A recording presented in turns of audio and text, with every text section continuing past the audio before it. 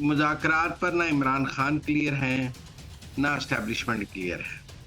PTI और इमरान खान बहुत कोशिश कर रहे हैं कि बातचीत शुरू हो जाए, कोई बैक चैनल चले, अवाम को एस्टेब्लिशमेंट पर एतबार नहीं। अदलिया और एस्टेब्लिशमेंट का तनाज़ा तहरीक इंसाफ, इमरान खान और 9 मई के मुल्ज़मान पर है। ज़रा बुलाएं डीजी आईएसआई को, मैं भी मानूं बाबर सितार साहब की जज्जी में बड़ी जान है। अस्सलामुअलैकुम नाजरीन, आप देख रहे हैं प्रोग्राम अंदर की बात मुज़म्मिल सोहरवर्दी के साथ। मैं हूं आपकी मेज़बान इकरार रियाज और हमारे साथ मौजूद हैं आपके पसंदीदा तज्जिया निगार मुज़म्मिल साहब। अस्सलाम वालेकुम sir, welcome to the show. क्या हाल है आपके? ठीक-ठाक, वालेकुम सलाम, क्या हाल है? मैं भी ठीक हूँ, लेकिन सर यहाँ पर हालात तो कुछ बदलते हुए नज़र आ रहे हैं। पीटीआई के हालात थोड़े गड़बड़ करते हुए दिखाई दे रही है। बानी पीटीआई की जानिब से कहा गया है कि अब कोई भी जो रहनुमा है ना पाकिस्तान तहरीक इंसाफ का, वो अपनी तरफ से कोई बयान नहीं देगा। और बैरिस्टर गौहर की जानिब से कहा गया है कि अब जितने भी पार्टी से रिलेटेड बयानात हैं, जो बानी पीटीआई के मैसेजेस कन्वे करने हैं, वो मैं बज़ाते खुद करूँगा और किसी को भी इस चीज़ पर उन्होंने परमिशन नहीं दी। इस पर आप क्या कहेंगे? आखिर ये नौबत क्यों आ पहुँची है? देखिए, एक तो मुज़ाकरात में खिचड़ी पक गई, कोई कह रहा था डीजी आईएसआई से करूँगा, कोई कह रहा था आर्मी चीफ से करूँगा, कोई कहने लग गया सियासी कुव्वतों से करेंगे, कोई कह रहा है पहले मैंडेट वापस करें फिर करेंगे, कोई कह रहा है पहले रिहाई दें फिर करेंगे। तो एक तो कोई सोच में और पॉलिसी में यकसुई नहीं थी। मुज़ाकरात की रट ज़रूर थी, लेकिन कोई एक पॉलिसी नहीं थी कि आप कह सकें कि पीटीआई की मुज़ाकरात के लिए ये पॉलिसी है। इससे ज़ाहिर होता है कि इमरान खान की भी फ़िलहाल मुज़ाकरात के लिए कोई पॉलिसी नहीं है। उन्हें खुद भी नहीं समझ कि उन्होंने क्या मुज़ाकरात और किन शराइत पे मुज़ाकरात करने हैं। कभी कहते हैं 8 फरवरी वाला मैंडेट वापस दिया जाएगा तो मुज़ाकरात करेंगे। फिर कभी कहते हैं पहले जेल से रिहाई होगी तो मुज़ाकरात करेंगे। कभी कुछ कहते हैं, तो मेरे ख़्याल में कब मुज़ाकरात पर ना इमरान खान क्लियर हैं, ना एस्टेब्लिशमेंट क्लियर है। बेशक इमरान खान ने एक कमेटी बनाई है एस्टेब्लिशमेंट के साथ रास्ते खोलने के लिए, और उन्होंने अपने कुछ लोगों से जो पहले एस्टेब्लिशमेंट से राब्ते में थे, उनको कहा है कि दोबारा रास्ता खोला जाए और कोई बातचीत का दरवाज़ा खोला जाए। लेकिन मुझे नहीं लगता कि अभी एस्टेब्लिशमेंट और उनके दरमियान कोई रास्ता खुल सकता है। इमरान खान कोशिश कर रहे हैं, ये कहना कि जी डट के खड़ा है कप्तान, ये गलत है। पीटीआई और इमरान खान बहुत कोशिश कर रहे हैं कि बातचीत शुरू हो जाए, कोई बैक चैनल चले, लेकिन असल में जो लोग राब्ते में हैं, वो सिर्फ अपनी ज़ात की हद तक राब्ते में हैं, उनमें से कोई भी इमरान खान की ज़मानत देने को तैयार नहीं है। सबसे बड़ी बात है कि पूरे पाकिस्तान में इमरान खान का कोई ज़ामन ही नहीं कि जो जाके एस्टेब्लिशमेंट को ये कहे कि हम इमरान खान के ज़ामन हैं। जब ये पूछा जाता है कि जो बात होगी उस पर इमरान खान कायम रहेंगे, तो कोई भी ज़मानत देने को तैयार नहीं है। लिहाज़ा इमरान खान पर एतबार नहीं है। हमारे एक दोस्त ने ट्वीट किया कि इमरान खान पर एस्टेब्लिशमेंट को एतबार नहीं, एस्टेब्लिशमेंट अवाम को एस्टेब्लिशमेंट पर एतबार नहीं, एस्टेब्लिशमेंट को इस पर एतबार नहीं। देखें, बात ये है कि ये बात ठीक है कि इमरान खान पर एस्टेब्लिशमेंट को इमरान खान पर एतबार नहीं है, और अभी तक कोई ऐसा ज़ामन सामने नहीं आया जो बैठ के बात करा सके, लिहाज़ा बात नहीं हो सकती। अक्सर हमने ऐसे मामलात में ये देखा है कि कोई फ़ॉरेन गारंटर आ जाता है। मतलब जब भी पाकिस्तान में किसी सियासी जमात या सियासी रहनुमा के साथ ऐसा बहरान हुआ है, तो ये वो बहरान फ़ॉरेन गारंटर ने तय कराया है। लेकिन इमरान खान के पास कोई फ़ॉरेन गारंटी भी नहीं है और कोई मुकामी गारंटी भी नहीं है। कोई मुकामी सियासतदान भी उनका दामन नहीं है और कोई बाहर की हुकूमत भी उनकी दामन नहीं है। लिहाजा मैं समझता हूँ कि ये जो मुज़ाकरात की रट है, ये कुछ भी नहीं है। इसके नतीजे में कुछ भी नहीं होने वाला। इमरान खान की कोशिश ज़रूर है, लेकिन ये नाकाम होगी। फ़िलहाल मुझे मुस्तक़बिल करीब में ना तो सियासी जमातों का इमरान खान से डायलॉग नज़र आता है, ना ही एस्टेब्लिशमेंट का इमरान खान से डायलॉग नज़र आता है। अभी ना सियासी जमातें इमरान खान से बात करने के लिए तैयार हैं, ना एस्टेब्लिशमेंट। देखिए ना जी, एस्टेब्लिशमेंट को इस वक़्त इमरान खान की क्या ज़रूरत है? 8 फरवरी को एक आग का दरिया था जो एस्टेब्लिशमेंट ने अबूर कर लिया। हुकूमतें बनाना एक आग का दरिया था जो एस्टेब्लिशमेंट ने अबूर कर लिया। उन हुकूमतों को बैनुल-अक़वामी तौर पर मनवाना एक आग का दरिया था जो एस्टेब्लिशमेंट ने अबूर कर लिया। और इन तमाम आग के दरियाओं को अबूर करने में इमरान खान ने मुकम्मल रुकावटें खड़ी की, कहीं भी एस्टेब्लिशमेंट की मदद नहीं की। 21 अप्रैल के ज़िमनी इंतखाबात एक छोटा-सा आग का दरिया थे, वो भी एस्टेब्लिशमेंट ने अबूर कर लिए।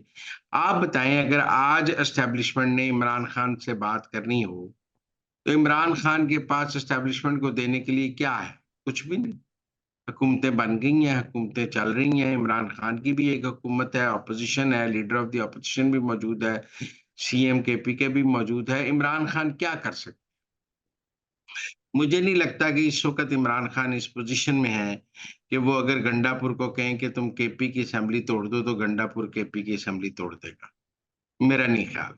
और पूरी तहरीक-ए-इंसाफ में ये सोच मौजूद है कि हमने पहले पंजाब और केपी की असेंबलियाँ तोड़कर हमाकत की थी, अब हमें मज़ीद हमाकत नहीं करनी। इसी तरह कुछ लोग कहते हैं कि जी तहरीक-ए-इंसाफ कौमी असेंबली से अगर इस्तीफ़े दे दे तो 82 सीटें खाली हो जाएँ। मैं कहता हूँ एक तो 82 इस्तीफ़े नहीं आने।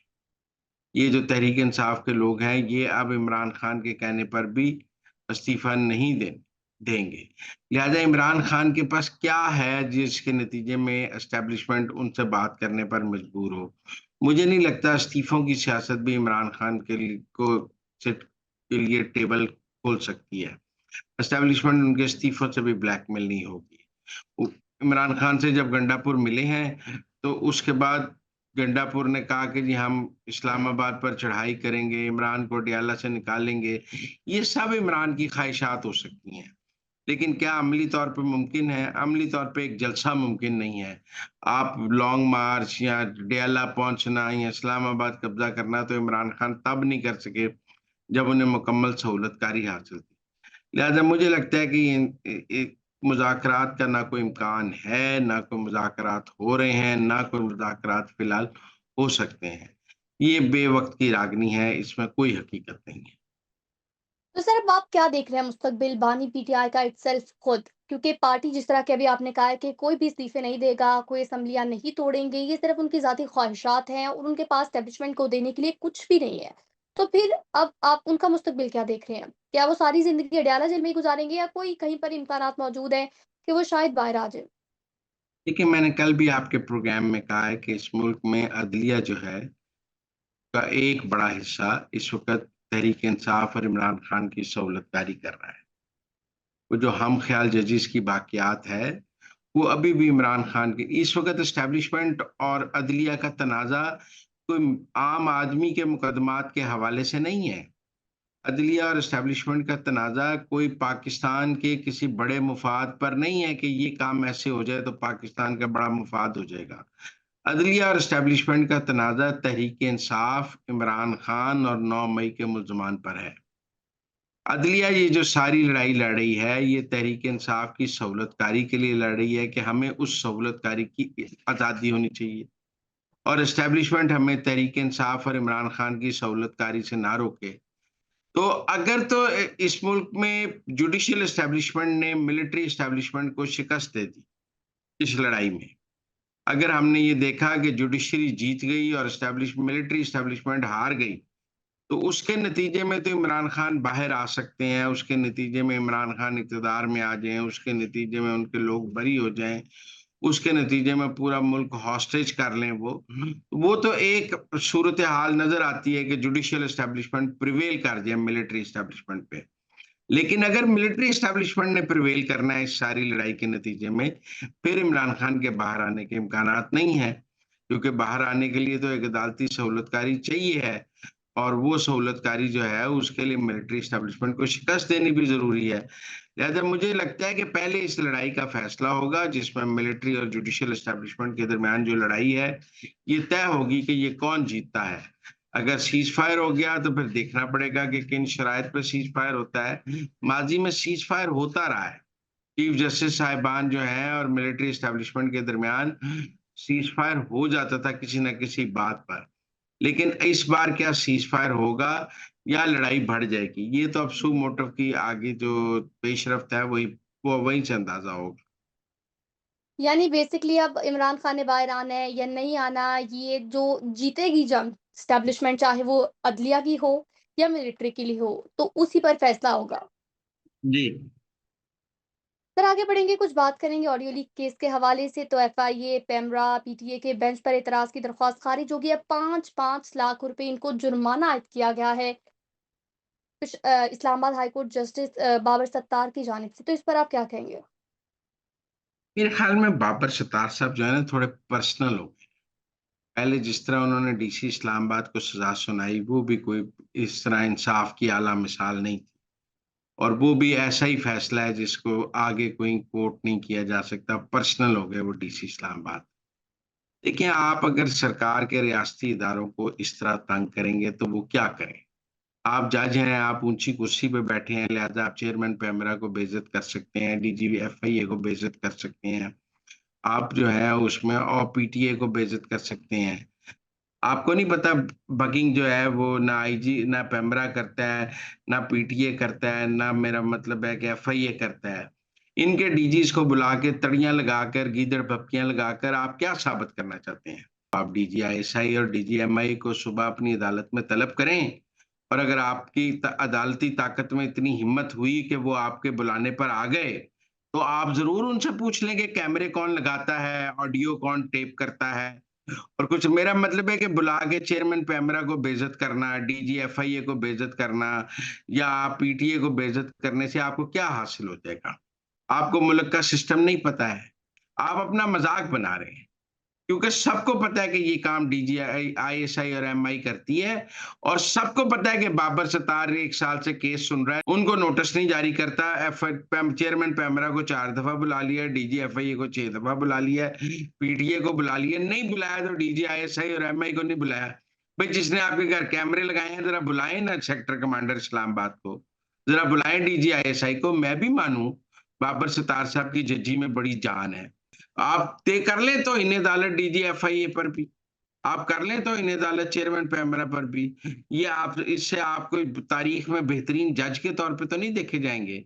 आप देखा जाएगा कि आपने मासूम को सजा दी और ताकतवर की तरफ देखने में आप में जुर्रत भी नहीं थी।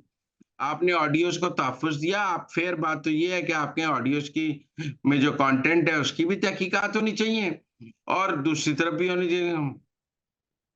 इसलिए मैं समझता हूँ कि बाबर सत्तार साहब को अपने रवैये पर नज़र-ए-षानी करनी चाहिए। वैसे तो इस मुल्क में अकामे पर एक वज़ीर-ए-आज़म निकल गया था और एक जज बड़े आराम से कह रहा है कि मेरे पास ग्रीन कार्ड है। अब अकामे पे जिसको निकाल दिया था जज ने, और अब जज के पास ग्रीन कार्ड है तो सारा निज़ाम खामोश है। हम इस पर क्या कह सकते हैं? अकामे वाले को दुरुस्त कहें या ग्रीन कार्ड वाले को दुरुस्त कहें? बिल्कुल ठीक हो गया, आगे बढ़ेंगे और कुछ बात करेंगे कौमी असेंबली के इजलास को लेकर। तो एक बार फिर से मौलाना फजलुर रहमान सरगर्म अमल है। आज उन्होंने हलफ उठाया और फिर असेंबली से इजहार ख्याल करते हुए कहा कि अल्लाह ना करे के बाद दुरुस्त हो के पूरी पूरी असेंबलियां खरीदी गई, बेची गई, पसे पुर्दा जो कुवतें हैं ना, उनकी बदौलत ये सब कुछ हो रहा है। तो इस पर आप क्या कहेंगे? अंदर की बात क्या है? वो बार बार पसे पर्दा कुवतों का जिक्र करते हैं। आखिर वो क्या चाहते हैं? फ़ौज का ज़िक्र करते हैं, पस-ए-पुर्दा क्या कुव्वतें हैं। मतलब सीधी बात है कि वो आसिम मुनीर का और डीजी आईएसआई नदीम अंजुम से नाराज़ हैं और उनका ख़्याल है कि उनके साथ इंतख़ाबात में ज़्यादती हुई है। लेकिन वो बात है पहुँची वहीं पे ख़ाक जहाँ का ख़मीर था। आख़िर उन्होंने कौमी असेंबली का हलफ़ ले लिया। आख़िर वो कौमी असेंबली में पहुँच गए और पहुँच के उन्होंने एक तकरीर कर दी। अब सूरत-ए-हाल ये है कि उनको गिला भी तहरीक-ए-इंसाफ से है और उनका इत्तेहाद भी तहरीक-ए-इंसाफ के साथ ही है। आज उन्हें असद कैसर की त बातें भी अच्छी लगती हैं और कल यही असद कैसर उन्हें बहुत बुरा लगता था। तो इसलिए मैं समझता हूँ कि मौलाना की बात को अभी हमें सीरियस नहीं लेना चाहिए। वो 2 किश्तियों के सवार हैं। मैंने पहले भी कहा है कि उनके समधी इस वक़्त भी गवर्नर केपी हैं और वो गवर्नर केपी निगरान दौर में लगे थे, जो फ़ौज का दौर था, जिसमें फ़ौज के आशीर्वाद के बगैर कोई नहीं लग सकता था। और अगर निगरान के बाद कोई बंदा बचा है तो वो उनका समधी अभी तक गवर्नर केपी है। लिहाजा मुझे नहीं वो कि 2 किश्तियों के सवार हैं, हुकूमत में भी हैं और ऑपोज़िशन में भी हैं। और मुझे लगता है कि वक़्त के साथ-साथ उनका हुकूमत की तरफ झुकाव बढ़ेगा। सिर्फ़ वो हुकूमत से बेहतर डील के ख़वाह हैं। ऑपोज़िशन की तहरीक उन्होंने क्या चलानी है?